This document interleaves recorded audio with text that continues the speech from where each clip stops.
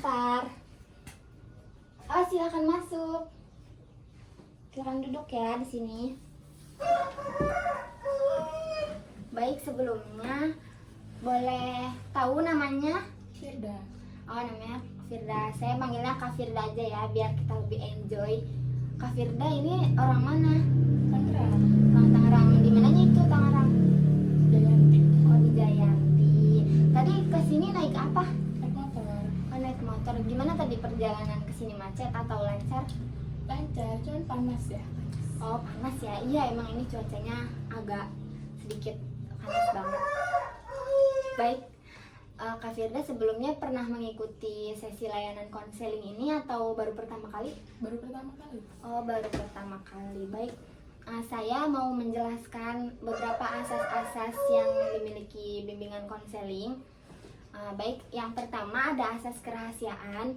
Di sini saya sebagai konselor dan Kak Firda sebagai seorang klien atau konseli. Konselor sudah disumpah untuk menjaga semua cerita, semua masalah-masalah yang Kak Firda ceritakan, yang Kak Firda konsultasikan kepada kami. Kami sudah disumpah untuk menjaga itu semua. Jadi tenang saja, semua rahasianya aman, terjaga, tidak akan ada yang mengetahui. Yang kedua ada asas kesukarelaan. Asas kesukarelaan ini sebagai Kak Firda, sebagai klien atau sebagai konseli datang ke sini dengan sukarela tanpa ada paksaan. Sebelumnya Kak Firda datang ke sini apakah ada paksaan? Enggak. Nah, jadi berarti sukarela ya. Alhamdulillah. Saya pun melayani, membantu Kak Firda di sini dengan sangat sukarela tanpa ada paksaan dari siapapun. Selanjutnya ada asas keterbukaan. Jadi pada sesi konseling kita siang hari ini Kak Firda harus terbuka menceritakan semuanya. Jangan sampai nanti setelah keluar dari ruangan ini masih ada beberapa hal yang mengganjal gitu. Pokoknya semuanya dikeluarkan saja, tidak apa-apa. Selanjutnya ada asas kemandirian. Saya sebagai seorang konselor bukan memberikan solusi, tapi saya hanya membantu Kak Firda, memberi saran gitu ya. Jadi solusi dari masalah-masalah Kak Firda itu yang menemukan dan yang menjalani itu Kak Firda sendiri, bukan saya gitu ya. Baik, bisa kita mulai sesi konselingnya. Sebelumnya, apa sih yang bikin Kak Firda datang ke sini? Apa sih yang bikin Kak Firda merasa sedikit ada ganjalan di hati gitu? Masalah apa yang sedang Kak Firda hadapi dan ada ganjalan apa di hati Kak Firda? Boleh diceritakan? Jadi keluarga saya ya yang di sini tuh Boleh agak keras sedikit suaranya? mempunyai masalah. Nah, masalah ini tuh udah lama banget. Jadi ada satu keluarga itu yang membuat masalah ini tuh jadi lebih besar sampai sekarang. Nah, si keluarga ini tuh awalnya nggak terima gitu. Terus gue bingung. Terus awal masalahnya sih kecil ya, cuman sama dia tuh dibesar-besarin. Saya juga nggak paham itu karena apa dia kayak kurang suka ya sama keluarga saya tuh, kayak orang yang iri gitu. Saya juga nggak tahu itu masalahnya karena apa dan berawal dari gimananya, nggak paham lah. Cuman yang saya tahu ya kalau sekarang itu dia itu suka mengadu dombakan gitu, mengkambing hitamkan keluarga saya. Nah, dia juga pernah ngomong ke saudara saya yang lain tuh kalau keluarga saya tuh pakai gimana ya?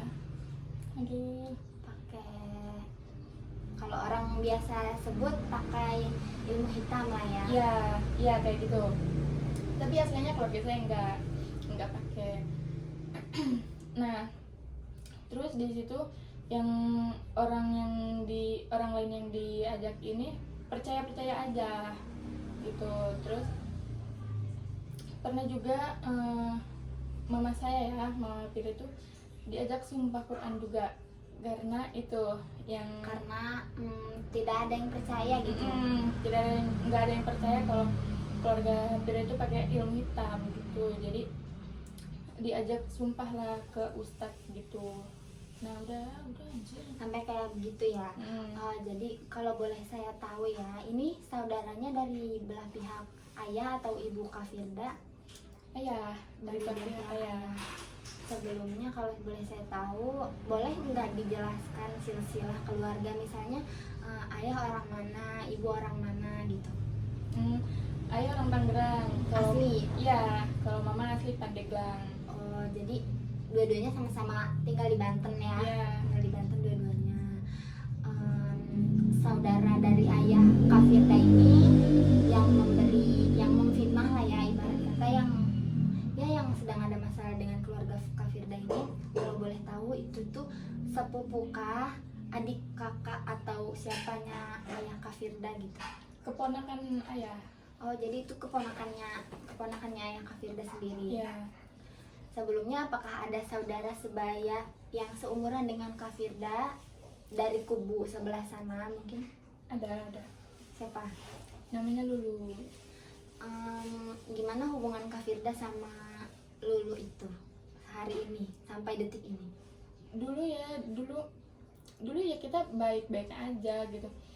Ya sewajarnya aja kita temenan, tapi sekarang dari semenjak SMP apa SMA ya sampai sekarang itu ya udah kita renggang.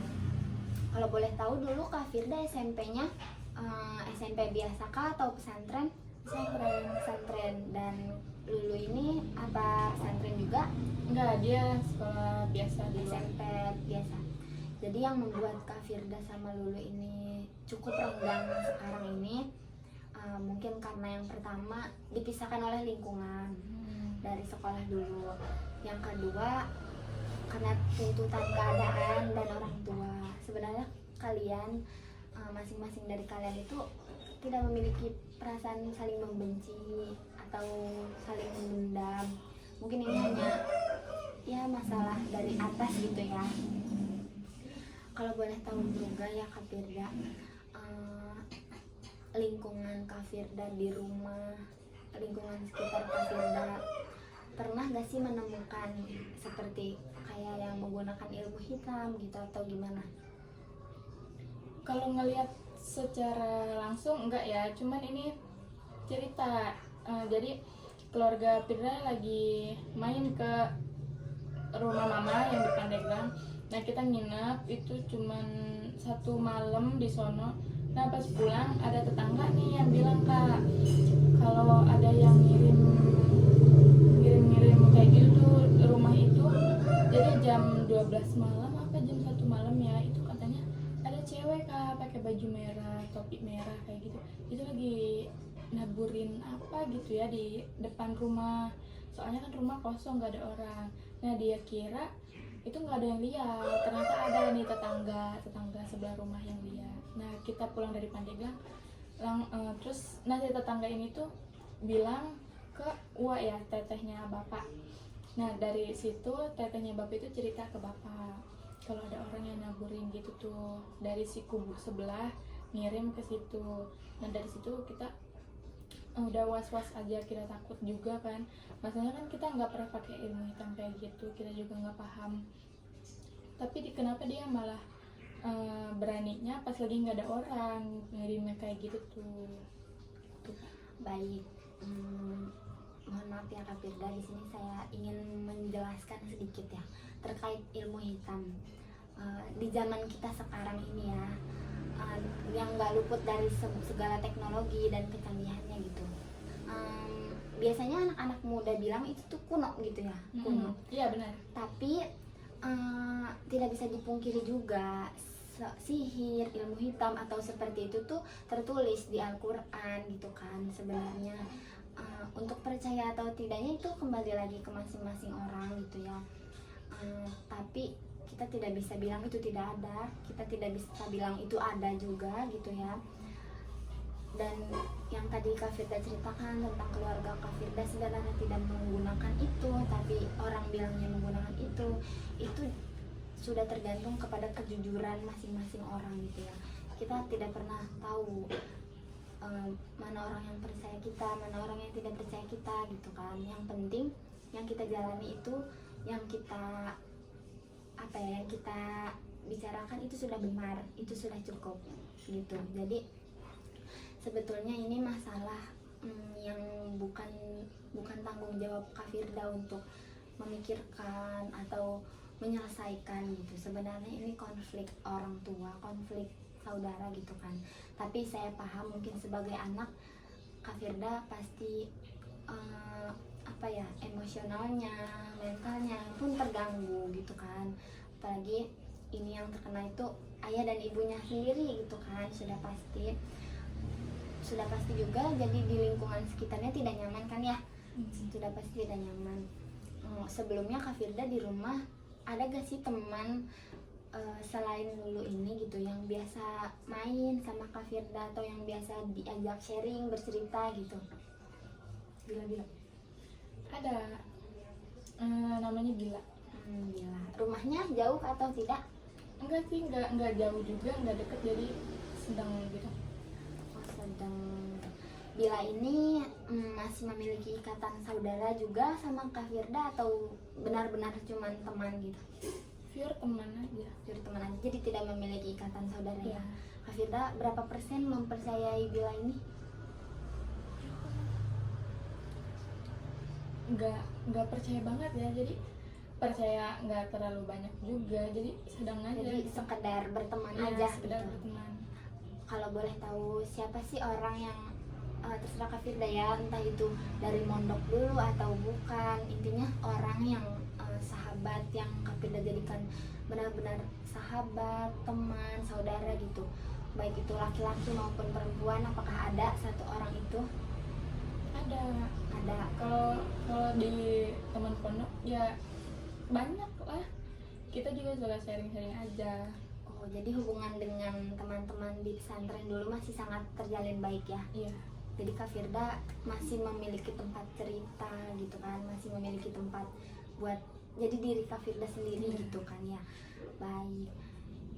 Kembali lagi yang tadi saya ucapkan, ini masalah bukan tanggung jawab Kak Firda, tapi saya paham mungkin Kak Firda datang ke sini, Kak Firda ingin konsultasi ya karena ini masalah dari orang tua Kak Firda yang memberikan pengaruh yang sedikit negatif gitu ya mungkin.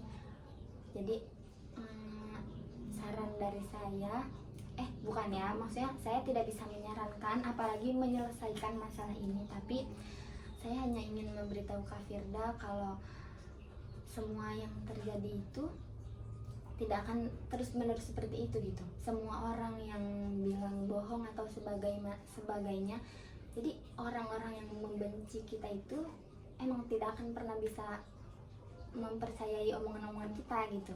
Jadi udah cukup, jangan bilang kalau diri ini benar, diri ini salah, nggak perlu, karena percuma gitu ya, mindset orang-orang ke kita akan terus seperti itu. Yang penting kita melakukan semuanya dengan kejujuran, mengatakan semuanya dengan kejujuran saja, itu sudah cukup ya Kak Firda. Baik, mungkin ada lagi yang ingin Kak Firda ceritakan selanjutnya? Apakah kuliah, kerja, bakat gitu? Jadi kita juga dari pondok ya ada keinginan buat menyalurin hobi kita tuh, suka banget bikin baju-baju kayak gitu, Ngedesain gitu? iya ngedesain. Nah tapi kita bingung nih mau nyalurinnya kayak gimana tuh. Sebelumnya Kak Firda pertama kali suka desain itu sejak kapan? Dari di pesantren aja. Kelas berapa itu lebih tepatnya? Kelas berapa ya? SMA deh kalau SMA. ya. Jadi mulai SMA tuh Kak Firda sudah menemukan, oh saya suka ini nih gitu. Iya. Apa sih cita-cita Kak Firda yang apa sih dari hobi Kak Firda itu? Apakah tersalurkan ingin menjadi sebuah cita-cita gitu, atau hanya sekedar hobi gitu? Awalnya sih hobi-hobi aja ya, ngedesain baju kayak gitu tuh. Tapi kesini tuh kayak asik banget ya ngelihatnya gitu loh. Bisa bikin Berpotensi iya, juga ya. kayak kita lagi ngelamun atau ngobrol sama orang tuh ngelihat baju tuh, kayaknya baju yang kayak gini tuh cantik ya, kita bikin sendiri. Terus kita bikin terus kita tunjukin ke orang-orang, siapa tahu bisa buat ini kan apa, menginspirasi orang. Baik, kalau saya boleh tahu ya Kak Firda, semenjak lulus pesantren itu apa sih planning Kak Firda sebenarnya gitu? Apa tujuannya? Kan sudah pasti di pesantren nih, sebelum lulus sudah pasti kita sudah memiliki planning, tujuan, sudah menuliskannya gitu ya. Ingin kesini, ingin ke situ, ingin begini, ingin begitu. Boleh nggak sih diruntutkan gitu? Apa saja planning-planning yang pernah Kak Firda buat itu gitu? Abis lulus dari pondok, niat awalnya sih pasti lanjut kuliah. Pas awalnya itu emang mau masuk kuliah, cuman orang tua biaya kepake buat berangkat ibadah. Nah dari situ Pira undur lagi buat masuk kuliah sampai sekarang nih, itu biaya belum kumpul lagi, jadi ya udah masih nungguin aja gitu. Ada gak sih, tapi Kak Firda yakin gak bakal kuliah entah itu tahun ini, tahun depan, atau seterusnya gitu? Yakin ya kalau kitanya ada kemauan dan biaya. Dan orang tuanya juga mengusahakan. Iya, orang tua mengusahakan, mendukung ya ada. Terkait kuliah ya, dulu Kak Firda kan ingin kuliahnya. Kak Firda ingin mengambil jurusan apa? Kan daerah sini tuh jarang ya yang desainer, jadi ngambilnya ke manajemen aja. Manajemen. Berarti kan desain, Kak Firda ini suka mendesain gitu ya, suka fashion lah gitu. Itu kan sudah termasuk ke bakat ya. Berarti manajemen ini minat gitu ya, minatnya. Apa yang bikin Kak Firda punya niat mau ngambil fakultas atau jurusan manajemen itu? Kenapa pengen ngambil manajemen? Karena apa? Karena misalnya mau jadi ini kah, mau jadi itu kah, atau ikut-ikutan aja atau gimana?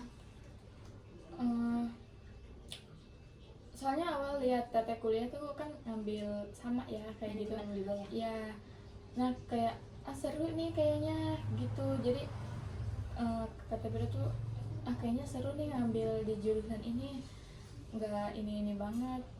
Soalnya kan desain nggak ada ya daerah sini, jauh, adanya daerah Jawa lah itu. Ya udah ya ngituin aja di situ. Jadi karena melihat Seru aja ya gitu ya kayaknya, jadi tertarik belajar ini juga gitu ya. Baik, terus sampai sekarang masih ada gak sih niat kayak pengen kuliah? Masih sangat ambisi kah, atau ya sudahlah berjalan seperti alur aja gitu sekarang ini? Iya, berjalan kayak ini aja, kayak air ngalir aja, udah ikutin Jadi alurnya. Jadi ikutin alurnya aja ya. Jadi tapi tetap ingin lah ya. Baik Kak Firda, terkait kuliah gitu ya, kalau boleh tahu umur Kak Firda sekarang berapa? Tahun ini ya 2025 tuh 20 tahun. 20 tahun ya. Baik Kak Firda, umur 20 tahun itu relatif masih sangat muda ya untuk kita gitu kan.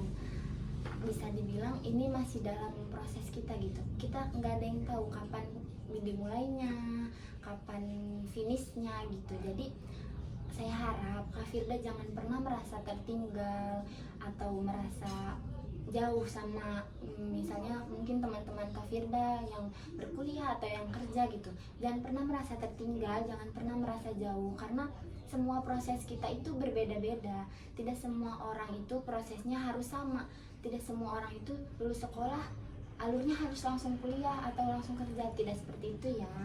Jadi mungkin mindset orang yang lulus sekolah itu harus langsung kuliah itu hanya standar umum saja gitu. Tapi pada hakikatnya perjalanan hidup kita tuh ya nggak bisa distandarkan sama standar-standar mindset orang-orang seperti itu gitu. Jadi kita harus ya sudah mengalir saja gitu kan. Boleh kita mengusahakan, tapi kan dengan alasan Kak Firda yang tidak bisa lanjut kuliah tadi, mungkin dengan kendala di biaya atau kendala di orang tua, itu kan tidak bisa dipaksakan, tapi tetap saja diusahakan gitu kan. Jadi jangan pernah merasa tertinggal. Kita tidak pernah tahu nanti ke depannya. Orang yang berkuliah siapa tahu lebih bawah dan gitu daripada Kak Firda kan. Meskipun sekarang belum waktunya lah Kak Firda untuk menduduki kursi kuliah, tapi siapa tahu nanti di masa depan Kak Firda pekerjaannya, derajatnya, keuangannya meskipun tidak kuliah tapi sama setara dengan orang-orang yang berkuliah gitu kan. Apalagi di zaman sekarang ini ya, mungkin memang banyak sekali yang memilih untuk kuliah, tapi di zaman sekarang ini ya banyak orang mengatakan bisa kok kita sukses tanpa kuliah gitu kan. Yang penting Kak Firda memiliki giat, memiliki semangat, memiliki tekad, memiliki niat gitu kan. Kuliah itu kan hanya sekedar angka lah ya, nilai. Namun ya saya akui mungkin di perkuliahan akan merubah cara pandang kita, merubah mindset kita. Tapi cara pandang dan mindset kita bisa berubah tanpa harus berkuliah gitu. Dengan kita menggali terus potensi di dalam diri, kita bisa berubah, bisa lebih berkualitas gitu diri kita tanpa harus berkuliah. Jadi tidak apa-apa, jangan pernah merasa tertinggal pokoknya gitu.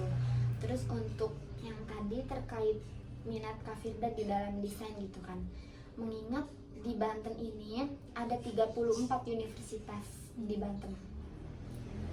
Data tahun 2023 itu ada 34 universitas di Banten, baik swasta maupun negeri. Dan yang saya tahu ya, di Banten itu rata-rata ya fakultas dan jurusannya umum aja gitu, umum menjurus seperti guru, agama gitu. Jadi tidak ada jurusan, belum ada mungkin ya jurusan seperti fashion, bahkan IT pun di Banten ini cukup jarang lah ya gitu. Semuanya tuh lebih ke pendidikan lah gitu, keperawatan mungkin ada gitu kan. Kalau misalnya Kak Firda misalnya punya niat untuk melanjutkan studi, melanjutkan pembelajaran, tapi sambil menjalankan hobi misalnya kayak kuliah desain gitu kan, atau kuliah DKV. DKV itu sama kan, mendesain-desain gitu. Kak Firda bisa mengejar itu di luar kota, di luar provinsi kita. Di Jakarta, di Bandung masih banyak sekali tempat fashion dan desain seperti itu. Tidak harus dimulai di usia 20, karena kuliah bisa dijalani umur berapapun dan kapanpun gitu. Nanti kalau misalnya semua sudah tercukupi, apalagi niat sudah teguh, Kak Firda bisa mempertimbangkan antara mengambil kuliah manajemen dan kuliah fashion. Karena kuliah itu bukan hanya sekadar kita melihat terus kayak, ih sepertinya ini seru, sepertinya ini asik, tidak semudah itu gitu. Tapi kalau misalnya di fashion yang Kak Firda sudah memiliki kemampuan, sudah memiliki basic, bila itu dimasukkan ke dalam sebuah teori, dipelajari, diperdalami, itu benar-benar akan menjadi pekerjaan yang Kak Firda cinta juga gitu kan. Jadi semuanya bakalan lancar gitu kan. Jadi saran dari saya, nanti misalnya ingin memulai kuliah, coba dibandingkan antara dua pilihan ini, manajemen dan fashion, mana yang harusnya Kak Firda benar-benar fokuskan gitu. Tapi itu kembali lagi ke diri Kak Firda sendiri. Jangan sampai pada saat berkuliah itu salah jurusan gitu kan. Kalau udah salah jurusan itu benar-benar udah kemana-mana itu berantakan gitu kan. Jadi kitanya nggak akan optimal belajarnya, lulusnya pun nggak akan jadi profesional karena kita hanya mengetahui, tidak menguasai gitu. Jadi gitu.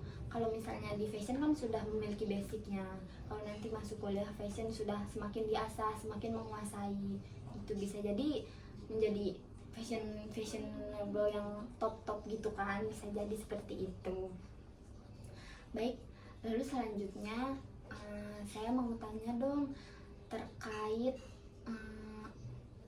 keluarga Kak Firda sendiri nih. Kak Firda boleh diceritakan anak dari keberapa saudara, lahir di mana mungkin gitu.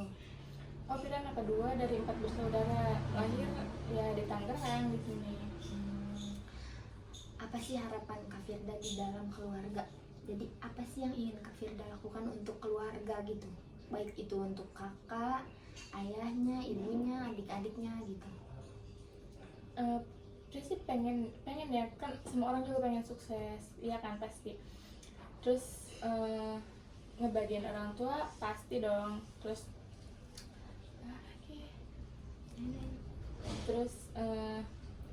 kita juga kan dari ayah tuh pernah bilang jangan mikirin ke hal lain sebelum ngejar pendidikan. Udah kejar dulu tuh sekolah sampai tinggi, baru mikir ke sananya gimana, baru mikir ke yang lain gitu. Oh jadi orang tua Kak Firda pun sangat mempersiapkan pendidikan anak-anaknya gitu ya.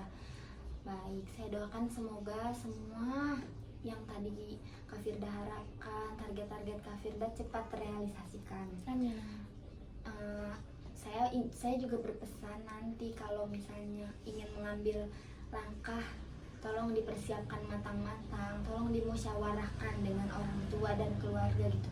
Jadi memang semua pendapat, semua keputusan ada di tangan kita, tapi ada baiknya kita mencampuri pikiran kita dengan kepala-kepala orang lain supaya semakin kuat kitanya mengambil itu gitu ya. Jadi untuk permasalahan awal tadi bisa kita lanjutkan di sesi kedua ya, karena itu memang cukup berat gitu kan. Kalau perlu itu dikonsultasikan juga dengan orang tua, diceritakan juga dengan orang tua gitu, apa yang membuat Kak Firda mengganjal dari permasalahan orang tua, boleh Kak Firda ceritakan ke orang tua supaya orang tua pun bisa memberi saran atau setidaknya menenangkan jiwa Kak Firda gitu. Lalu terkait cerita yang tadi tentang kuliah, ingat kata-kata saya, pokoknya kita tidak boleh merasa tertinggal.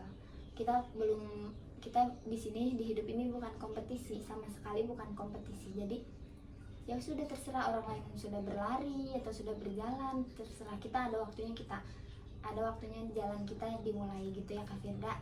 Baik, terima kasih ya Kak Firda untuk waktu 30 menitnya ini. Kita bertemu lagi di sesi 2, di sesi selanjutnya. Hati-hati di jalan saat pulang, semoga sehat selalu. Wassalamualaikum.